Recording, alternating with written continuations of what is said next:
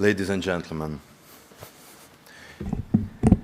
it has been more than half year since the last best was in here.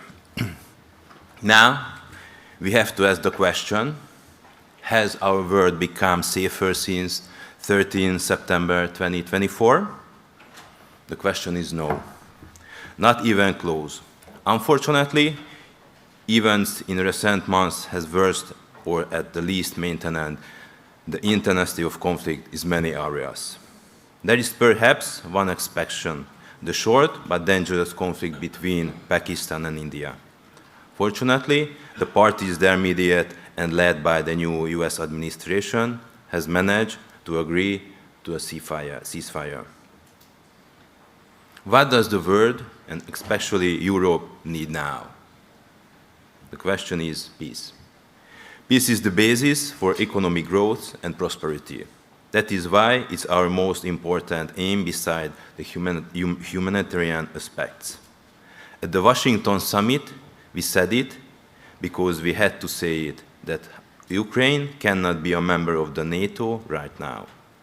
We had to say that we should think in terms of the 360 degrees of defense, and also that we have the strengthened deterrence and defense capabilities of our community.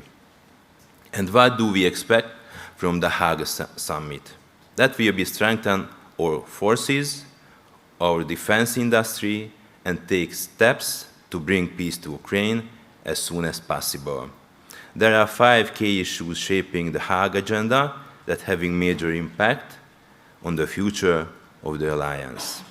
1, the issue of the burden sharing. 2, our new collective defense system and the capabilities in its support. 3, the war of Ukraine and the Ukrainian future status vis-à-vis NATO. 4, the alliance relationship with Russia. And finally, 5, the strategic direction south. NATO is indispensable to the Euro-Atlantic security and should remain its center of gravity. The Trump administration is making the alliance an offer which should not be refused if we would like to maintain the transatlantic bond. An offer, or rather a legitimate demand, for a more equal burden sharing on Europe defense-related tax and exchange of maintaining the US involvement in the alliance at the present level. As a result, we should not only share burdens more evenly, or as the US puts it, we should shift burdens, but we should also spend both our national as well as our common NATO budget in a smarter way. There is a strategic consensus now in Europe that we need to do for our own security. Hungary welcomes to profound debate on the European defense and support European become more independent and capable in providing for its own security. The new requirement for the NATO countries' defense spending is expected to be set at higher level than the present 2%. This will be a key decision in Hague. However, there will be a great debate until allies could reach consensus on the exact commitments. Hungary is fully committed ally and working hard implementing its task. We are a dedicated ally in all 3 C's of burden sharing: cash, capabilities, and optional commitments. We reached the 2% spending benchmark already in 2023. And with development, our armed forces taking NATO priorities into due accounts beside national requirements and specificities.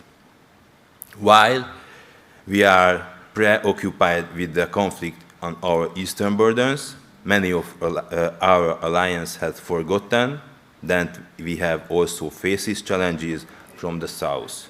Our southern neighborhood countries to pose serious risk, including illegal migration and terrorism. We must continue to remain vigilant and stay engaged in the south as well as the east. Turning to the issue of the Central European region security, The war in Ukraine remains the most immediate and significant security challenge in the region. The security situation on our eastern flank is fragile. The potential for escalation, the flow of refugees, and the disruption of energy supplies and trade routes will continue to impact the region if the peace efforts do not succeed. Furthermore, there are speculation about the future US presence in our continent. We believe that any decrease is not expected in the near future. We have been assured of the continued commitment during our recent high-level defense talks as well. The outcome of the conflict in Ukraine could have long-standing consequences for the security architecture of the region. Hungarian policy has been consistent since the war started. We do not see a feasible military solution, and prolonged war will only worsen the already devastating direct impact, not to mention important second and third-order effects. A key concern for us is still escalation. We have constantly sought to avoid the direct or the visible NATO or EU institutional role in the hostilities. We regard diplomacy as the only solution. Hungary welcomes US efforts for peace settlement and would like to avoid rushed or irreversible European steps in order to put an end to this bloody conflict. In parallel, we must pay a great attention to strengthening our deterrence and defense posture to ensure our long-term security. We contribute with significant forces to NATO's defense plan to make the new defense plans executable within the shortest time possible. In this context, we are the framework nation for the FLF forces in Hungary, which significantly increases the security of our region. Together with the Slovakian and Croatian partners, we have established HQ Multinational Division Center, which provide an important command and control capability in our region. In addition, we are also contributing to the security of the region with taking part in the air policing activities of our neighborhood allies, Slovakia, Croatia, and Slovenia. And we are regularly participating in the Baltics air policing as well, next time from this August. Commitment is important, but not enough. We need a self-sufficient defense industry.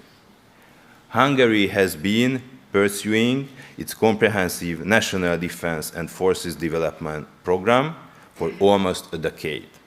In this process, we do not simply buy weapons, it also supported by the extensive development of our defense industry. We have established a number of joint ventures with some of the most prestigious companies, such as Rheinmetall, Airbus, Dynamic Nobel Defense, Neuromachina, and Colt. Setting up more such ventures is in progress. We made it possible with our international partners that a large number of our military assets are now proceeded, and some cases development in Hungary. We already produce munitions, various small arms, and modern infantry fighting vehicles, just to mention a few examples. We can already sense that there is a growing demand for Hungarian-made defense equipment in NATO. For instance, Propatia Electronics, a Hungarian defense technology company, has recently been selected to sell passive radar system to Estonia. We also have established the Defense Innovation and Research Institute, and we have a number of development programs with our international partners. However, nations alone cannot make the major investments they face. NATO and the EU therefore have a key role to play in advancing transatlantic efforts. Common funds and the existence of appropriate regulatory frameworks are essential to this process. But I think my time is up now, so I would like to thank you for all kind attention. Thank you so much.